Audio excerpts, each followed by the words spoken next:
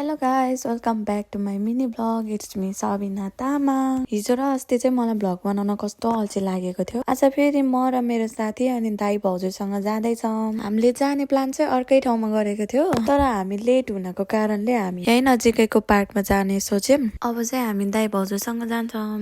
Video skip नगरिकन लास्टसम्म हेरिदिनु है गाइजहरू। भाउजूको चाहिँ सन्डे र स्याटरडे मात्रै छुट्टी हुन्छ नि त, त्यही भएर हामी भेटेको। हाम्रो पनि कामै थिएन, त्यसैले फाइनली हामी पार्कमा पनि पुगिसक्यो। हामी चाहिँ कहाँ बस्ने भनेर डिसाइड गर्दा गर्दै यहाँनिर शीतलमा आएर बस्यौं, किनभने मलाई चाहिँ गर्मी भइरहेको थियो तर भाउजू र सोनालाई चाहिँ जाडो भइरहेको थियो अरे। अब हामी खानेकुराहरू निकाल्छौँ, के ल्याएको छौँ हामी देखाउने छौँ है।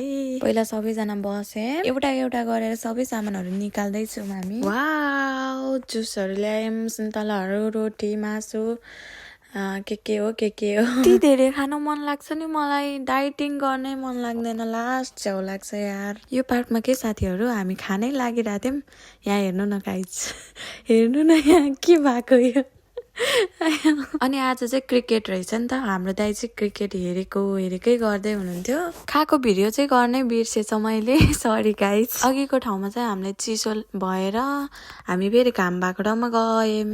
बोट केमा घन्टीमा, बोट केमा घन्टीमा, दाइ केमा बोट रुखमा।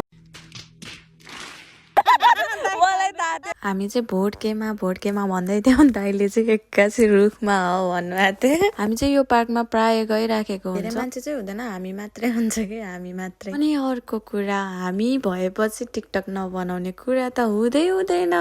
टिकटक बनाएन भने हाम्रो कुल देवता रिसाउँछ नि त।